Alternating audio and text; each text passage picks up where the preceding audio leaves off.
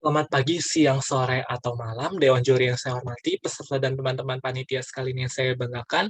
Charles Darwin pernah berkata, "It is not the strongest of the species that survive, nor the most intelligent that survive, it is the one that is the most adaptable to change." Menghadapi perkataan ini, kita menjadi paham bahwa pentingnya bahwa sebagai manusia kita harus terus bertransformasi di tengah semesta yang terus berevolusi. Untuk itu, saya, Gerard S. Charles, dengan bangga mempersembahkan hasil karya esai saya yang berjudul Memperkuat Resiliensi Melalui Reformasi Kebijakan Fiskal Guna Mendukung Dinamika Ketenagakerjaan di Era Otomatisasi. Alur presentasi saya terdiri atas pendahuluan, pembahasan, dan juga penutup. Hari-hari ini masyarakat dihebohkan dan rencana perhelatan akbar Forum G20.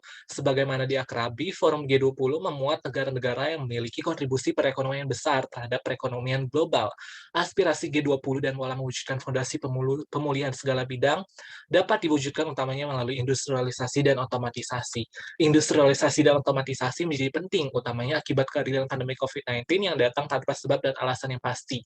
Kehadiran pandemi COVID-19 di sini saya ibaratkan seperti kedatangan Thanos, di mana sekalian melentikan jarinya, kemusnahan itu datang. Begitupun dengan virus pandemi COVID-19 yang bukan hanya meletakkan sektor kesehatan, melainkan sektor perekonomian. Melihat hal ini, transformasi pasar tenaga kerja tentu harus dilakukan untuk bisa mewujudkan visi mulia G20, Recovery Together, Recovery Stronger.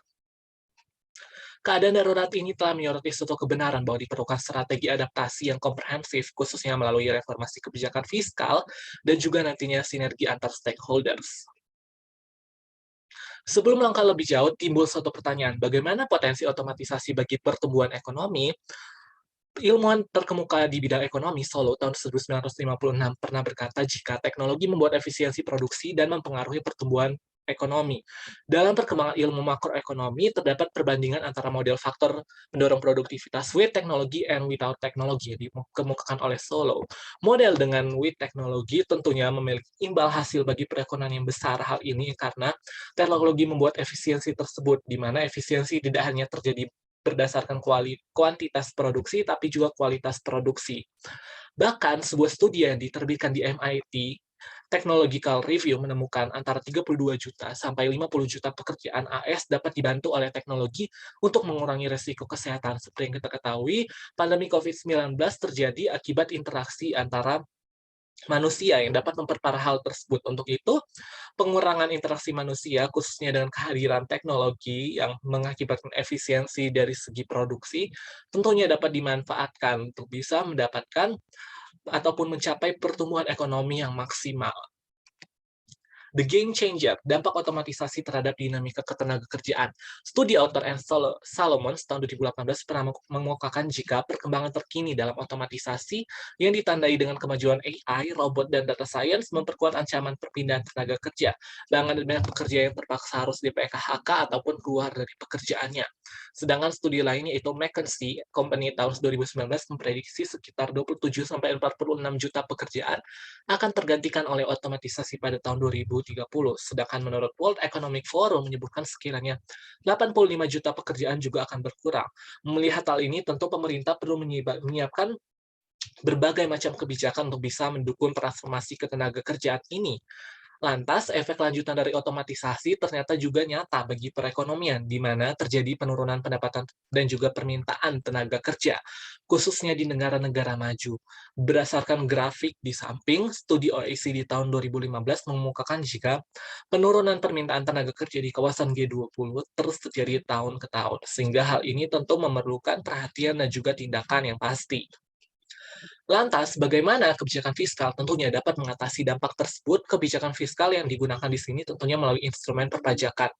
Telah ada konsensus yang menyatakan jika kebijakan fiskal mendukung pengurangan pajak bagi perusahaan yang berinvestasi dalam peralatan otomatisasi. Kebijakan ini terjadi di berbagai negara.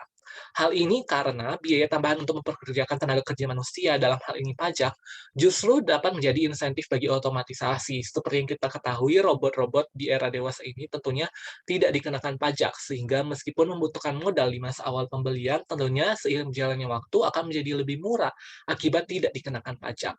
Bias fiskal seperti ini yang mendukung era otomatisasi yang berlebihan tentunya dapat menimbulkan efek buruk bagi pasar tenaga kerjaan, di mana meningkatnya pengangguran ataupun pendapatan tenaga kerja yang berkurang dan juga kesetaraan.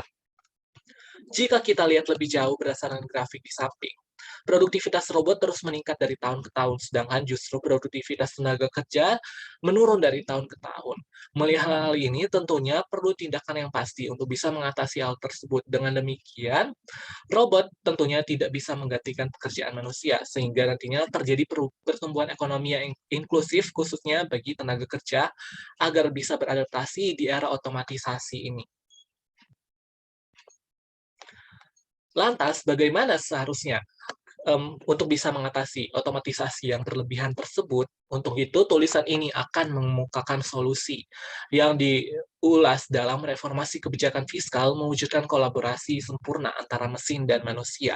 Permasalahan perihal struktur pajak otomatisasi yang berlebihan secara sosial dan hilangnya pendapatan pajak dari pekerja perlu dijawab oleh suatu tindakan yang pasti. Perubahan besar-besaran, terukur, dan juga terarah seharusnya dilakukan. Dengan demikian akan mewujudkan kolaborasi yang sempurna antara mesin dan manusia. Lantas, bagaimana hal ini dapat terjadi? Dapat diwujudkan dalam dua hal. Yang pertama, yaitu penyelesaian permasalahan. Pertama, dapat dilakukan dengan pemerintah menegakkan pajak yang wajar bagi otomatisasi. Yang kedua, pemerintah juga tentunya dapat memungut pajak kepada perusahaan akibat tambahan pekerja yang terkena PHK akibat otomatisasi. Bagaimana kedua solusi ini dapat dijalankan dalam prakteknya? Tentunya pemerintah dapat membelanjakan penerimaan pajak atas otomatisasi dengan memberikan asuransi akan upah untuk mendukung kehidupan para pekerja yang terdampak. Asuransi akan upah ini diharapkan nantinya akan menjadi suatu backup ataupun suatu insentif bagi para pekerja yang terdampak otomatisasi untuk terus mau berkarya bagi perekonomian. Lalu yang kedua, pemerintah dapat mengalokasikan penerimaan pajak untuk meningkatkan keterampilan tenaga pekerja, di mana seperti yang kita ketahui, selain otomatisasi menghambat ataupun menghilangkan pekerjaan, tapi juga akan ada pekerjaan-pekerjaan baru yang akan tumbuh di masa depan. Untuk bisa mengatasi hal ini, tentunya keterampilan pekerja, keterampilan generasi muda perlu untuk bisa dididik.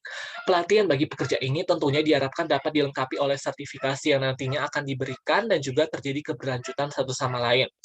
Lalu yang tidak kalah penting juga adalah reformasi sistem pendidikan, tentu mutlak diperlukan. Kurikulum yang menaruh fokus pada peningkatan keterampilan generasi penerus bangsa dapat dibuat. Kurikulum ini dapat dilakukan dengan berbagai macam penyesuaian, khususnya penyesuaian pekerjaan-pekerjaan yang akan datang di masa depan. Lantas, tiba saatnya kita pada kesimpulan, kehadiran pandemi COVID-19 menuntut perlu adanya dinamisasi ketenagakerjaan, khususnya menuju era otomatisasi. Namun, di lain sisi, otomatisasi juga tentunya dapat berdampak buruk bagi pasar tenaga kerja. Dampak buruk tersebut utamanya dapat terdorong akibat adanya insentif pajak untuk robot yang diberikan, sehingga berpotensi menimbulkan otomatisasi yang berlebihan dan juga nantinya akan menghambat pertumbuhan pasar tenaga kerja. Untuk itu, penulis mengajukan suatu tulisan memperkuat resiliensi melalui reformasi kebijakan fiskal guna mendukung dinamika ketenagakerjaan di era otomatisasi, yang memuat tentang bagaimana seharusnya pemerintah mendesain ulang kebijakan fiskal yang akan menjadi fondasi utama dalam menghadapi era otomatisasi. Dengan perencanaan yang matang dan sinergi antar stakeholders, yakinlah resiliensi tenaga kerja di tengah era otomatisasi dapat tercapai, utamanya menuju pemulihan pasca pandemi. Terakhir, beraksi untuk bersaksi, bergerak untuk berdampak. Pengembangan kebijakan fiskal yang berkemajuan dan juga berpotensi terhadap pertumbuhan pasar tenaga kerja sebaiknya bukan hanya sebatas ide. Mari kita wujudkan ide tersebut untuk bisa menjadi kenyataan. Sekian presentasi dari saya dan terima kasih.